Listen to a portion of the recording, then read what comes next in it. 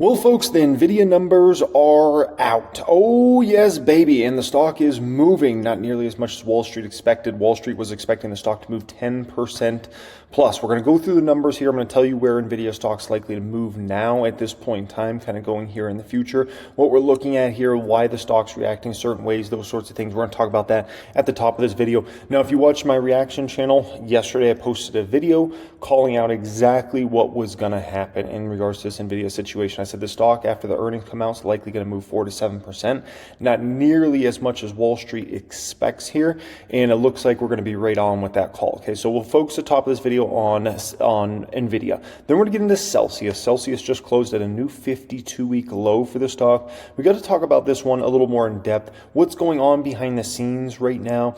And I want to dive into that one a bit. So we're going to spend some time on Celsius. Lululemon's dropping again. We're going to talk about, 4.5% again today, right? This one looked like it was bottoming recently. Was it just a false bottom? Is this one got a lot further to fall in regards to that one? Then we're going to talk about small cap stocks. We're going to talk about the MJ plays. They got some really bad news yesterday. I want to discuss that and kind of share my opinions and perspectives. We're going to talk about Fubo stock, which has recently been moving down. Do I think it's going to continue to move down, or I think that one's going to start bouncing back hard? And then we'll also speak about Honest in this video. And then the final subject we'll speak about today is the NASDAQ in general. So has the crash started and we just don't realize it yet? Okay, that's a fair question. And the reason it's a fair question is, recently we were coming back in regards to NASDAQ, but we couldn't hit the old high. And usually when you set up into a crash situation, you set kind of a blow off top high, right? And then you fall, and then you try to climb back, and you can't quite get there. And next thing you know, with Nvidia falling now at this point in time, it's likely going to pull down the NASDAQ. So we'll speak about that. I want to give my opinions and perspectives on that, okay?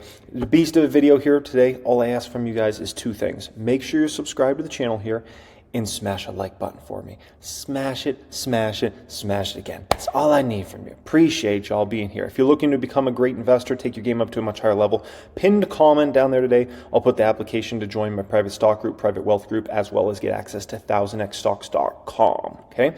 Alrighty, guys. So let's dive into this. We got problems. Can you say we have got problems in regards to this Nvidia report? Okay, you gotta know how to view these numbers.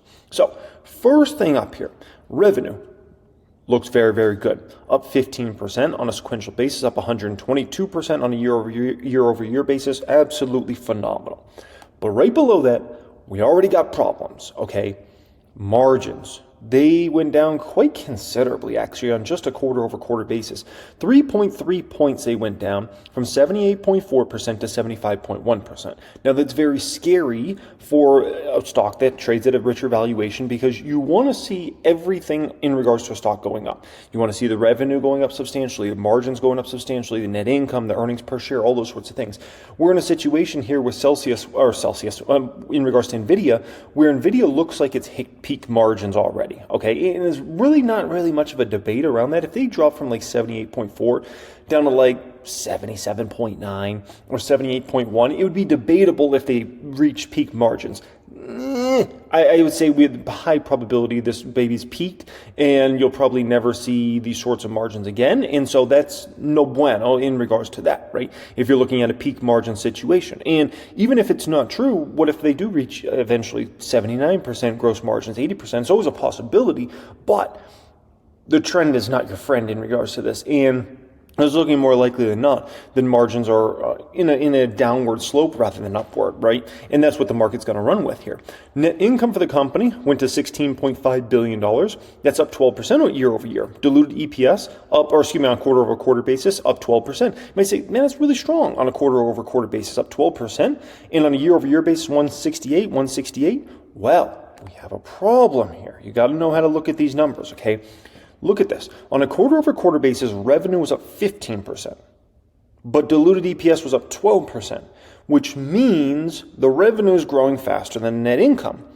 You don't really ever want to see that, especially for a more mature company like an Nvidia. You want to see that net income or that earnings per share going up more substantially as a percent than revenue. If revenue is going up more than your net income is going up, that means either your expenses are getting out of control or your margins are getting hit. And in regards to Nvidia, I think it's a little bit of a combo of they got what it looks like a starting of an expense problem with the company, as well as a margin problem. Now, if we look at on a non-GAAP basis, right, which is the company really, kind of running the numbers how they want to run the numbers. GAAP basis, generally accepting accounting principles, you've got to do it a certain way. Non-GAAP, you can change some things here and there, right? On a non-GAAP basis, even worse. 15% up revenues, right? But net income and diluted EPS only up 11%. So that's not something you want to see, especially for a company that trades at a much higher valuation, right? You got to see just everything you want going perfect when you got a higher valuation stock. If anything, we've seen that with ELF recently, right? ELF was $200+ stock. It's $150 today. Did ELF's numbers just fall apart? No, but there's a few numbers here and there that you could look at and be like, ooh, that's not quite good, right? This is what we're dealing with now with Nvidia at this point in time, right? Now, for next quarter, analysts were expecting $31.7 billion of revenue. So what did the company guide at? The company guided 32.5. And you might say, that's great. They're about $800 million, $800 million ahead of where analysts were at. This is phenomenal, right? Wait just a moment. This guidance number by Nvidia is less than $1 billion of ahead of where analysts have been at. For the past many quarters, Nvidia has been beating the guidance numbers by between $1 billion and $3 billion. So if suddenly you come through with a $700 million to $800 million up number, people are going to look at that like, what's going on here? And remember, I explained this to you guys in regards to Nvidia. Nvidia is the kid in school that gets perfect grades. They get even the bonus questions right, okay? They never miss anything. And so as soon as you start to see any problems, anything that's a negative, people are going to be quick to jump ship on this one, right? Especially when it's a momentum name that a lot of people have made a lot of money on over the past 1.5 to 2 years, right? They're going to look at this and say, this isn't quite everything perfect like we were used to getting for the last 1.5 years, where it's just boom, boom, boom. Everything you could imagine was just all trending up. Now we're starting to get some things here that you're looking at and you're like, ooh, this is like the early signs of a problem here, right? Now, I put this on X. I posted a bunch of stuff on X in regards to NVIDIA. One of the things I posted was NVIDIA stage 1 was insane beats, right? That stage is over now. It's over. The insane beat stage of them just coming in, smashing numbers, smashing guidance, blowing numbers out of the water. Everybody saying, what? I can't believe, did you see NVIDIA's numbers? I can't believe that. They beat by that much. Oh my gosh. It's over. We're now into the NVIDIA stage of smaller beats. That's exactly what we saw this quarter. Smaller beats, right? They beat on EPS, but was it a huge beat? No. It was a smaller beat, right? They beat as far as guidance. Was it a huge, like, oh my gosh, I can't believe they beat by this much? No, it's a smaller beat. So we're at that stage with NVIDIA, and we'll probably remain in that stage for the next, I would say, several quarters now, okay? Now, stage 3, which you might be looking at the end of 2025 or into 2026, that's a stage where the company just starts meeting numbers or missing numbers. That's... by the time you're in that stage, that's when the stock's already, long peaked and you're already in a major downtrend at that particular time, right? But we're in this stage right now. We got to admit it. We got to be honest about it. We're in that stage where we're coming in through with smaller beats.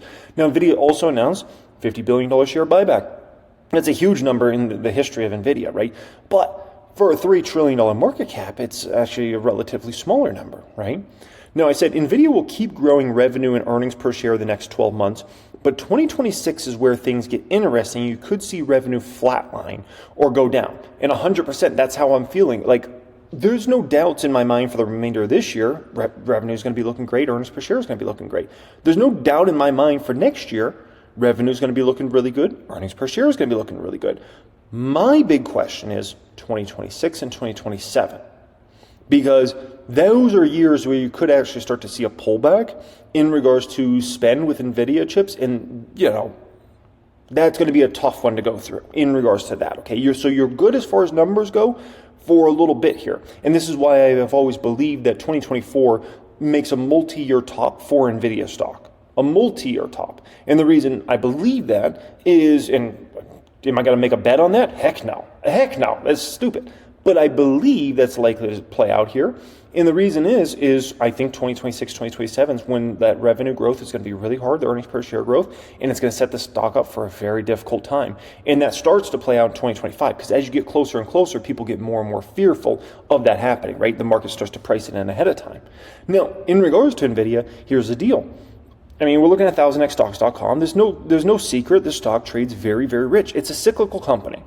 As special of a company as Nvidia is, and it is a special, it's still a cyclical company, right? It still is. We got to call it the way it is. A company I own, Tesla, as special as Tesla is, it's a cyclical company as of right now, right? It's an automaker. Nvidia, they want to get way more into software over the next decade. That's great. It's still a cyclical company. It goes through massive boom cycles, bust cycles, boom cycles, bust cycles. It is what it is, right? Someday they might get out of that and they might become an Apple and they got this massive software component of their business that's this huge revenue number, right? Or Microsoft, but they're not that today. So at the end of the day, this is a cyclical company that is trading in commanding these ridiculous valuations. You need Perfection Plus to command a trailing 12-month PE of 71 and a forward PE of 52 for a cyclical company. That's what you got to understand. This is not a software company yet. It might be someday, but it's not right now. So we're talking about this is a chip company. Chip companies, many times, and I've owned plenty of chip companies throughout my history, they usually trade at PE ratios between 10 and 25. We're trading obviously massively above that, right? And that's on a trailing 12-month basis. A forward PE basis, I've seen many of these chip companies usually trade between a 10 and 20.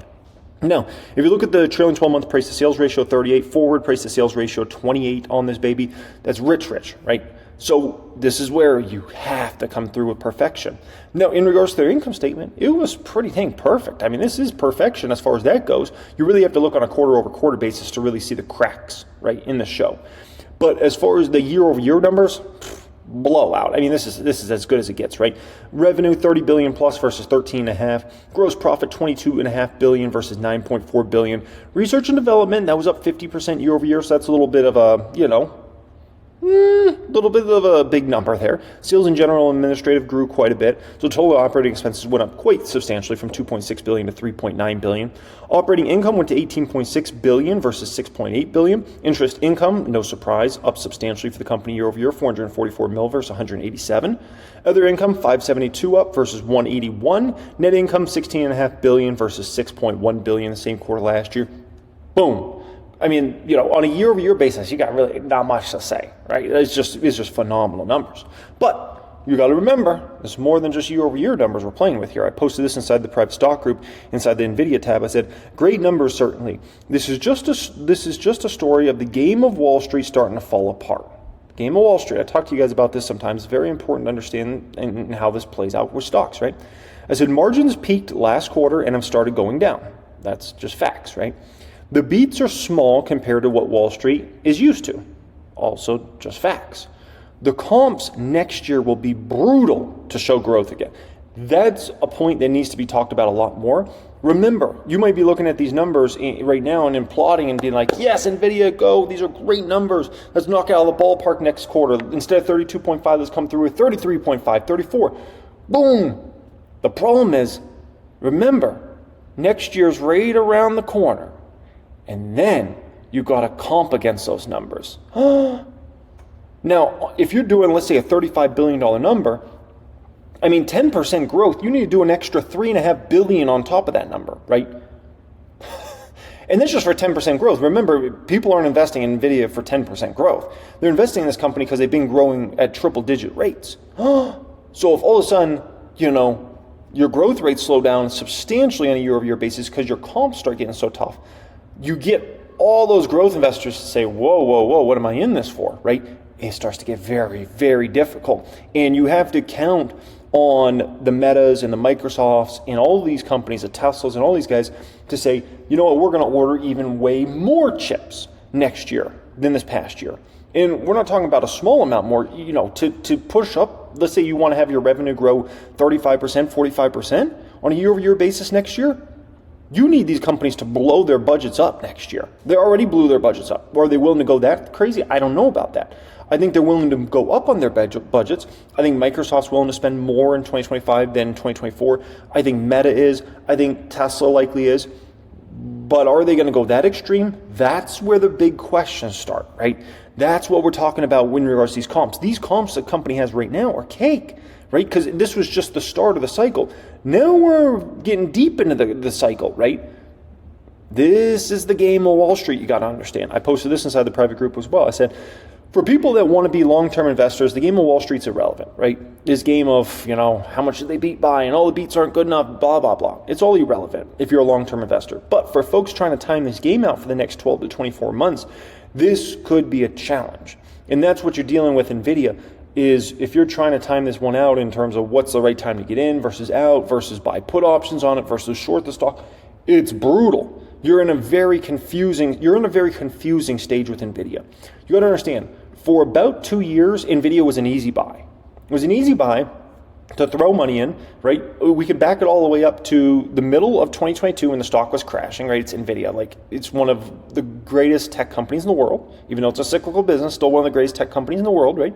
And I think it was an easy buy back in the summer of 2022, the fall of 2022, all the way through until about this summer, right? And I think now we're at a confusing stage. Now it's difficult stage, because now I wouldn't call it necessarily an easy buy anymore. Now you're trying to kind of time this one out perfectly, and I think it's difficult to do, right? Unless you want to be in the stock for the next 10 years. That's a whole different ball game. But if you're trying to think about, do you want to be in this the next 1, 2, 3 years, that's difficult. Very difficult at this stage. And I also don't think it's clear you can short the stock or buy puts on it right now either, because we don't still know where the top is for Nvidia's revenue per quarter. Like, this one could go to $40 billion a quarter in revenue, $50 billion a quarter in revenue, which is substantially up from here. So we don't know where the top is. We haven't gotten enough of a signal yet of Nvidia's top for revenue. And you're always risking, when you're at this stage of the small beat stage, you're always risking, what happens if they do one last big beat? What if there's that one last big hurrah next quarter, right? And they're just setting up for that next quarter. That's something you have to take into account. And so if you want to bank on puts right now or shorting the stock, I think that's damn difficult. Damn difficult. Wouldn't see me doing it. Not right now. No. If this one had a blow off top, and the stock was trading 175, we're right now 185, I'd say, okay, this is looking pretty good. Not here. I wouldn't trust it. I appreciate this, Jasmine, a member of the private stock group. She said, thank you, Financial Education Jeremy, for this update and info. This is why the Discord is so underrated. And that's what it's all about in the Discord, just kind of posting opinions, perspectives, all those sorts of things, and, just having people think at a higher level. And what's I'm really proud of in regards to Discord is years ago, many years ago, if anybody said anything other than the most bullish thing possible about a stock, people would get offended, fights would start, all those sorts of things. Nowadays, we got a very civil community that loves to have that discourse of like bullish, bearish, that kind of like in-between talk, and can talk on a much higher level. And I appreciate that, man. And I appreciate the love there from Jasmine. I appreciate the love from the community in general in terms of us being able to talk through these things, be able to debate them back and forth. Okay, here's what could go wrong, here's what could go right. It makes you a much more educated investor rather than just get too many people in the market that are only think one way. Man, I just noticed that. I might need to make a whole video about that sometime. Just a lot of people that just think it's only one way. It's a sign of immaturity when you think it's going to only be one way. I always love, especially nowadays, to look at all my stocks from like a bearish angle, a bullish angle, like what could happen here. You don't think only one thing could happen, you're going to end up in trouble, right? Now, this is pretty funny because this was back in June. Do you guys remember this moment? Jensen signed a woman's chest. Yes. I don't know if we've ever seen a CEO of a company, a big dog company, sign a woman's chest. That might have been the sign of market peak in regards to Nvidia. Like it's going to be interesting to look back at this time period if that was at the peak, right? If it wasn't the peak, then it ends up just being an irrelevant time, right? But if that ended up actually marking the peak back in June, right? That's going to be historic, like a historic signing, right? Because it's just right now you're kind of looking, you're like, damn, maybe that was the peak, and maybe we'll all look back and we'll be like, When Jensen signed that woman's chest, we should have known we were doomed in regards to this situation, right? We should have known that was peak at that moment. Oh, man, okay. So the stock's doing exactly what I expected to do. I thought 4 to 7% was about it, kind of a muted reaction. It seems like that's what we're getting. Now, I will say something very ominous and freaky happened while I was preparing this video. So a lot of times when I'm doing work on my computer or my iPad and I'm trying to stay really focused, I'll put on, I got a Pandora station, blackmail, okay? And it's kind of like, more like dubstep type music and kind of toward those sorts of vibes, right? And it's interesting because while I'm doing these screenshots and I'm knocking out this video, prepping it, right? This song starts playing. And like the main words of the song are "in the cracks begin to show." Do you guys know this song? It's a freaking banger, okay? It's a banger. And I'm just listening to the words of it. Leave the past behind, just walk away. And the cracks begin to show. And I'm like, just listen, let's just walk away. And I'm like, is this Nvidia? Is this like a sign from the universe? Like in regards to Nvidia? Freaky, okay? Ominous. That's all I'll say about that. Now, listen, obviously I sold the stock recently. We covered that on the channel extensively, right? Am I glad I got out recently or not, right? Because I obviously said I was at peace with it. And I'll say I'm at peace regardless what happened with Nvidia today. If the stock went to 150, I was at peace. Like I looked at this and I said, I made a lot of money in this stock in a short amount of time. I don't want to go through all the stress of trying to time this cycle out, right? I don't want to deal with that. And so at the end of the day, there's just other stocks I want to be in over the next 3, 5, 7 years. And so I'm at peace regardless. I made a bunch of money in the stock. I did very well. Like, what do I have to complain about? I made a crazy percentage in such a short amount of time on the stock. I have nothing to complain about in regards to this, right? In that same way, I look at sometimes when, put options go well, like some of the Chipotle stuff I was in, last month and whatnot. I mean, like, okay, maybe I didn't sell it at the exact perfect moment, but if I still made a bunch of money, like, I'm at peace. Like, I have been in this game long enough. I understand you can't time these things out perfect. You're not gonna get it right at the top, right at the bottom. Like, it's okay. It's okay. All that matters is you made a boatload of money on it, and I made a boatload of money on Nvidia, right? A boatload of money. Like, I'm good. So regardless if the stock went up or down, I was at peace. If the stock's 150 right now, I'm not like, oh my gosh, I should have cut my Nvidia. No, okay? Now, here's the deal. This stock could still go 150, 200 this year, but you need some things to happen, okay, if this stock's going to go to 150. And by the way, like I said, regardless, I do believe this stock this year, it hits a multi-year top. That's my opinions on this, right? But this stock could still hit a 150, 200. Don't throw it in the casket quite yet, but you need a lot of things to work out. One is next quarter has to be a banger. It has to be what we were used to with Nvidia. A blowout quarter, so let's say, Nvidia's guiding 32.5. Nvidia needs to come in with like a $35 billion number, $36 billion number, something like that, and then they need to guide the next quarter for like $40 billion, like a crazy number. Like, what? $40 billion? Right? They need to come through with a banger. On top of that, we need to go risk on in the market into year end, right? And on top of that, you need Wall Street to play catch up in Q4, which, to be honest, I could kind of picture the next quarter Nvidia doing a banger quarter. Like, there's something, it's just, I don't know, man. It's just a feeling. I don't have any concrete data on it. I just have a weird feeling, like maybe next quarter's a banger. And then as far as Wall Street, that's a real possibility. Remember, a lot of Wall Street, their benchmark is the S&P 500. They've underperformed. Most of these big funds have underperformed the S&P 500 massively this year, and they're going to have to play catch up. Who do you play catch up in? You play catch up in Nvidia. If you go to catch up to the S&P 500 in Q4, you start buying Nvidia stock, right? So that's a real potential there. We'll see how it all shakes out, but anyways. I'm feeling good. I'm feeling dang good, okay? Celsius, that can get you feeling good for a little bit of time, right? Maybe a few hours. So this stock closed at a 52-week low today, $38. And it's crazy because S&P 500 is near all-time highs right now. And this stock can't do a dang thing right. Nothing. It just goes lower and lower and lower. Now, this news just came out recently. Celsius signs 6 college football stars to NIL deals. This looks like this college football season, you're going to see a ton of ads on all college football games, showing Celsius and these, big name athletes drinking Celsius products and those sorts of things, which I think it's a good thing from the perspective of it kind of makes like look like, oh, these superstar athletes are drinking this drink, which is good. It's kind of a Nike type approach, right? Nike always takes the approach of let's find the best athletes in the world and let's put them in Nike gear, right? And parade them around and run commercials, Nike commercials, and all sorts of things. Nike had some brilliant commercials for the Olympics, by the way, absolutely phenomenal, like top tier, like Nike only could do that. So Celsius is trying to do somewhat of a similar thing, right? In regards to grab the best athletes, have them drink your product, be brand ambassadors, and then let's run commercials on those college football games showing these, incredible athletes drinking the product. And, since it's an athlete, people could look at that and say, oh, if that great athlete's drinking that, it's healthy, it's good for me, those sorts of things. Now, the issue is, those athletes are very expensive. So that's a big marketing expense.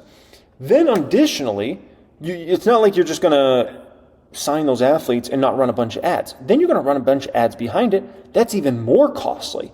Because now you're talking about, okay, you sign all these athletes, let's say each of them gets $1 million, right? Okay, 6 athletes, $6 million. But you might spend $30 million, $50 million on advertisements on all these different football games, right? In different publications and whatnot to show off, hey, there's this athlete we have signed drinking this product. It's not like you can just sign them and that's good, right? It's no different than Nike. Like Nike doesn't just sign an athlete and then not advertise them. Of course, they're going to put them on commercials and ads and all over the place, right? On social media and stuff like that.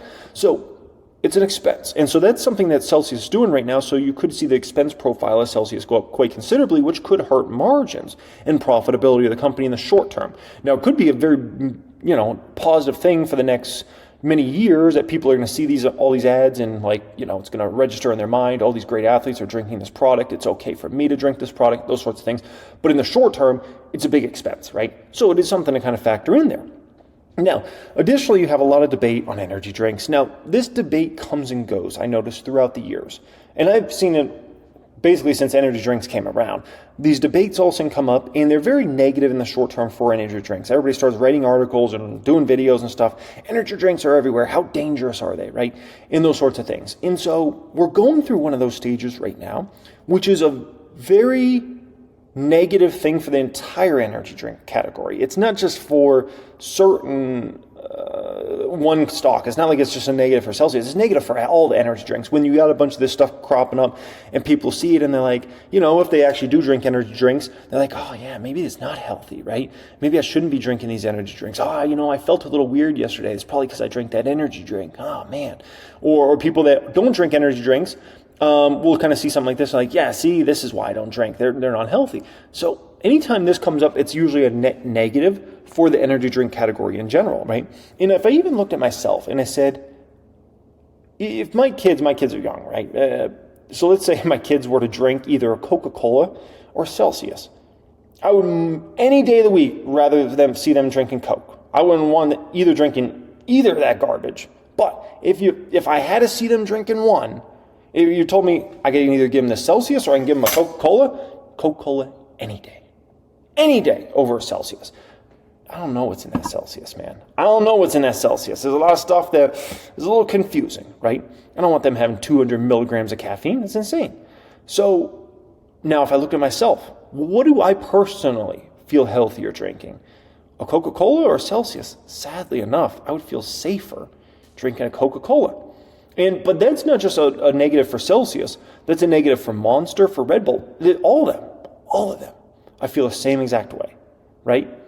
And so how does Celsius get me to a point of believing that product is somewhat good for me? I don't know. Maybe if they sponsor enough athletes, maybe I'll get to that point mentally. And I think the point I'm making here is how a lot of people feel in regards to this, right? They feel like these products, they got a lot of suspicious things in them and they're not sure about it, right? And so my kids, this is what they drink. Milk, water, milk, water, milk, water. I'm not giving them all that garbage, right? Like, No, Celsius' main focus has always been kind of like 20 to 40-year-olds, a lot of gym people and those sorts of things. That's been a phenomenal focus for them, and that should continue to be their main focus. But I do think there's a real opportunity in a certain group. These folks never get marketed to these sorts of products. And I think it would actually be phenomenal if Celsius could market to these sorts of folks, because I think they could get a massive customer base that's out there that honestly no one has right now, okay? It's a baby boomer generation. I think a lot of the 50 to 75-year-olds, These folks have never been marketed to in regards to any sort of like energy drink products. And, a lot of these folks still work, a lot of these baby boomers, right? So they need energy.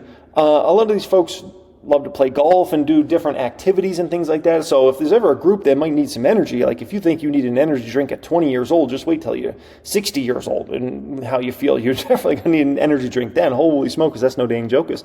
So I think that's a real potential for Celsius, because when I think about the two main competitors in the energy drink category, Monster and Red Bull, those two companies have always focused their advertising, their marketing, and the angles they're really going after for anywhere between like teenagers and 30-year-olds, right? Like that's always been those companies. No one's ever in the energy drink market really gone after like the older generation. I don't know. It might be something there. That's all I'll say about that. Now, in regards to Celsius, this is the issue with the stock. You keep getting this Nielsen data out, right? And it seems like freaking Celsius can't win. So look at this. It's almost like getting a backhanded compliment here. Celsius outpaces energy drink sector in the latest Nielsen read. Okay, awesome. Celsius is outpacing energy drink sector in the latest Nielsen read. That's great news, Celsius. But, whenever you see but, you got to say, oh, what's coming? But, see sales growth decelerate. Okay, that's a backhanded compliment, right? That's this type of stuff. And it just seems like freaking Celsius can't win in regards to this Nielsen data that keeps coming out, right? So, they outpace the category, but the growth decelerate. Okay, that's not going to make people feel good in regards to Celsius. They're going to be like, oh, sales growth decelerating. That's not good. Like bad, right? Now, Monster, you guys know I used to own Monster stock back in the day. It was a stock that did me tremendous. You got to understand, Monster went through many insane kind of crashes way before I was even invested in the stock, because I kind of got in that stock. When did I get in Monster? That was like 2011. Sometime around then, right? But anyways, it was either 2011, 2012, and I held that for a few years and did phenomenal in the stock. But this stock went through some epic crashes, and this kind of reminds me of the stage that Celsius is at right now. Because by the time you got to kind of 2006, 2007 in regards to Monster, the product had been out there in the market for many years. It started to pick up a ton of traction. It was in a ton of convenience stores and things like that. It was already starting to be a pretty well-known brand. Reminds me a lot of Celsius now. You go to just about any convenience store, you're going to see Celsius, right? Even in food stores, like Celsius is a big name now. Reminds me a lot of Monster back in those days. But Monster was going through this kind of insane cycle. They had this ridiculous climb in the stock, where the stock on a split adjusted basis was under $1, and it went all the way to about $4, right? And it was in a matter of months. Does that not remind you of some stuff Celsius would do, over the past few years? And then the stock collapsed 40%. Then the stock went on a rocket ship ride again. And then the stock crashed 70%, a 70% drop, right? Vicious, brutal. Then it started to come back to life, and then it went through a 30% drop after that, right? So it went through a 40% drop, a 70% drop, and a 30% drop, all in a matter of about 3 years or so, right? 4 years. That's incredible. It reminds me a lot of Celsius. It really reminds me a lot of Celsius. And I feel like this is what's going on now at this point in time.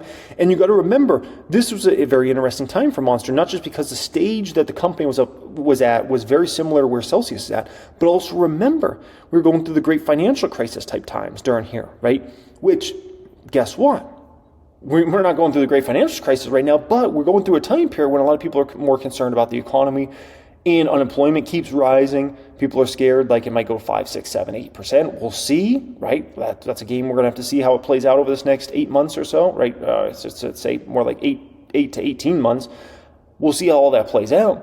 But if there's worries about the job market getting hit, it means bad things for energy drink. Like energy drink category has always counted on people being employed, right? And people needing energy because they're going to work this job and that job. And so, it's something to factor in here. But Celsius is starting to look very attractive from a buying opportunity. That leads me to Lululemon, another stock that just gets destroyed and destroyed. It's dropping again, right? It looked like it might be forming a bottom, but now it's just going back down. So my belief is Lululemon's likely formed a false bottom. My belief is. And the reason being is we still got tax loss harvesting coming in that fourth quarter, okay? Listen, these stocks that have been nailed, like a Lululemon, they still got tax loss harvesting coming. Like, that's still coming. Believe me, there's been a lot of stocks that have made people a lot of money this year. Okay? People don't want to pay taxes. People hate paying taxes. And you got to keep in mind, stock market investors are the most educated of educated when it comes to money-related subjects. These people understand all the ways to get around the tax system and all these sorts of things, right? And so you got the fund manager over there who's got a bunch of money they made on Nvidia this year and Meta and whatever, okay? Boom, they made a bunch of profits on that, great. They need to offset it against something. So since you're a growth investor, you probably would have been investing in a Lululemon, right? Because you got to understand, growth investors are going to look for growth stocks. Lululemon's been a phenomenal growth stock. So high probability if you're a fund manager and you're invested in a Meta or an Nvidia, pretty high probability you were also investing in Lululemon because that's a growth stock as well. Well, Lululemon has sucked, right? The stock's done horrible for the past many, many months.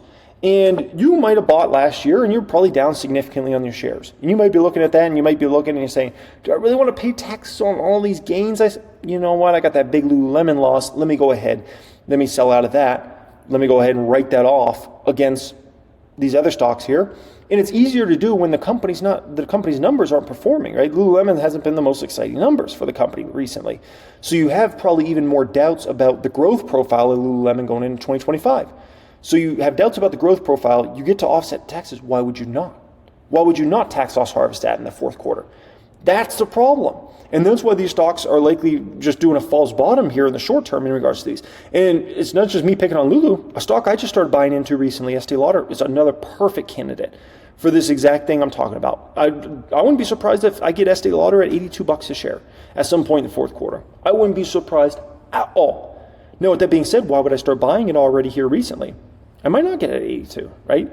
At the end of the day, I think about stocks over the next 3, 5, and 7 years. And if I look at Estee Lauder, if I buy it at 92 today or 88 or 99, whatever, it's all going to be gravy in the end. It's all going to be a lot of money to be made over the next 3, 5, 7 years, in my personal opinion. So I don't need to perfectly time it out at 82. But would I be surprised if Estee Lauder went to 82 this year? No. You know there's a ton of funds and a ton of investors that lost a fortune on Estee Lauder. If you bought Estee Lauder basically any time in the past 5 years, you've lost money. So there's a lot of people sitting on a lot of losses in regards to the stock that might be looking to tax loss harvest in the fourth quarter. So would I be surprised if the stock went down a bunch? No, especially if you got weakness in the market. If you got any real weakness in the market in the fourth quarter, it's just going to add insult to injury in regards to kind of, these stocks and where they'll bottom out. Now, I do believe many of these sorts of stocks do bottom in the fourth quarter. And when I say bottom, I'm talking about a multi-year bottom. Not like a short-term bottom for the next few weeks, No. I'm talking about many of these companies are going to form a multi-year bottom. Very similar to what happened to tech stocks in 2022. Many of those stocks formed a multi-year bottom and have never gotten even close to where they're not gonna. Even in the next stock market crash, they're not even going to get remotely, even fractionally close to where those stocks fell in 2022. That's exactly what we're going to see play out in a lot of these value stocks, dividend stocks. Bottom out in the fourth quarter, and it's going to be a multi-year bottom, and you won't see many of those stocks ever hit prices like this again. And if they do, it's going to be a long, long time from now. Just wait on it. Next one up here, MJ stocks, Fubo, Honest. What do we have going on here? Okay, listen. Bad news came yesterday. Bad news. So the DEA is pushed off rescheduling until the next administration. It's a joke. The government's such a joke. They're such a joke. I mean, it's like, you can't get this done. You can't reschedule. Now they got to wait for the next administration.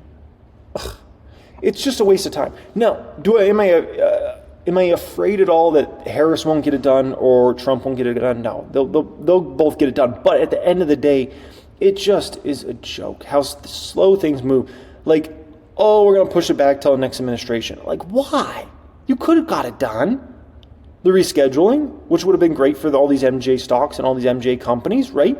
And they're not getting it done. It's embarrassing, man. But am I surprised? No, because government's a joke. And so I'm not surprised. Disappointed? Sure.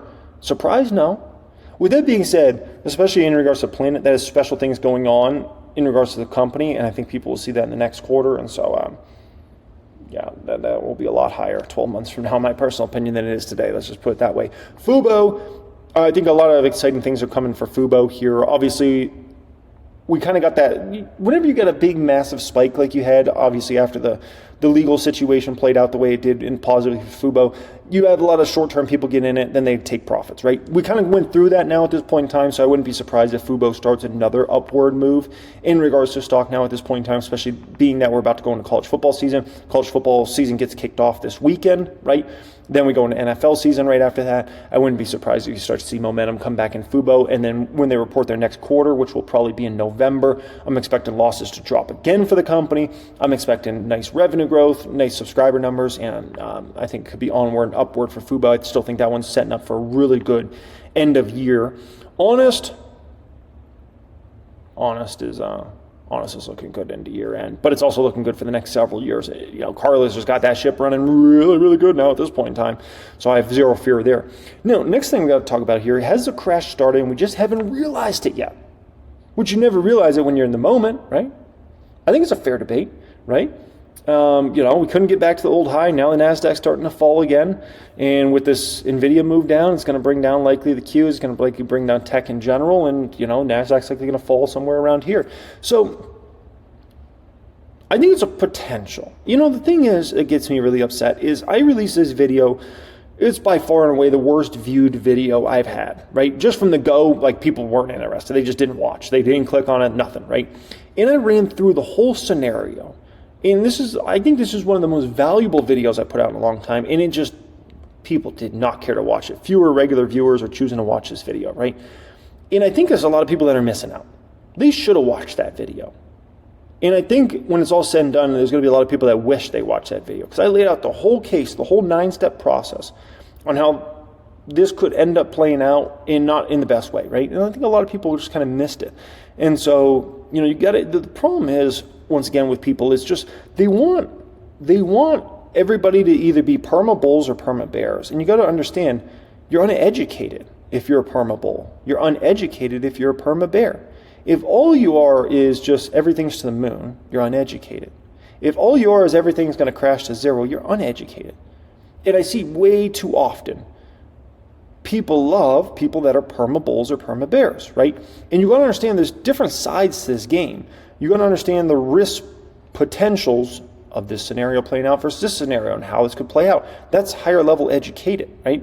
And just it's a very frustrating ordeal because some people never want to hear the other side. If they are more on a bearish tone, they only want to see bearish videos.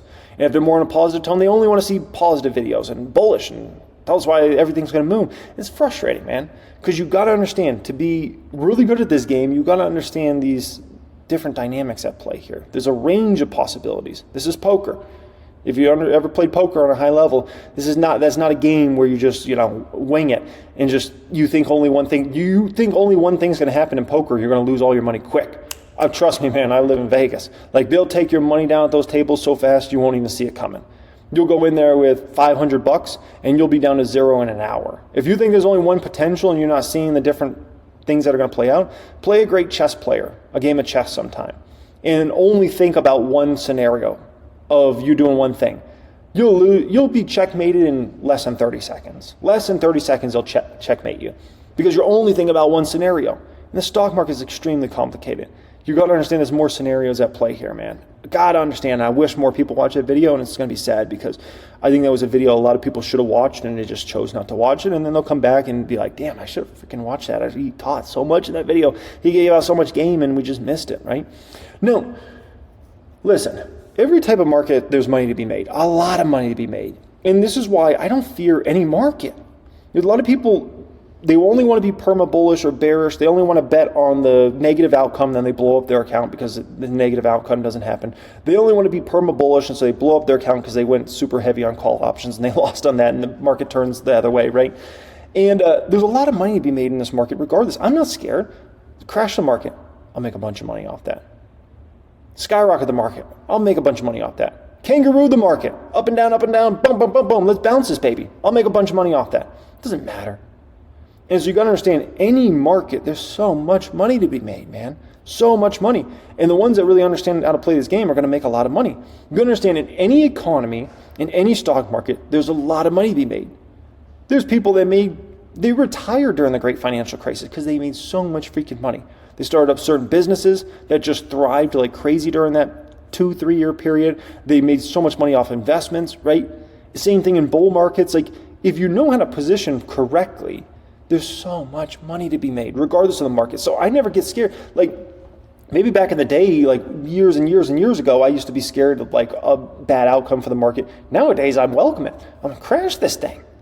Take the S&P down 40%. Go ahead. Be my guest. Be my guest, right? And so once you kind of understand this game and how to make money in these different sorts of markets, you don't fear anything. Like, give me it. I'll make money. Like, give me it, man. Alrighty, guys. Appreciate you joining me as always. Thanks so much for being here. If you're looking to level up your game, your intelligence when it comes to this market on a much higher level, get access to all my best course curriculums teaching you everything I got up here, how to make money in all these different various markets. Then you can check out the pinned comment down there. Click on that, fill in an application. We'll see if we can get you access maybe next week to my private stock group, private wealth group, 1000xstocks.com, so you can become a much better investor than where you're at today and be ready for any sort of market. Okay. Alrighty, guys. Much love and have a great day.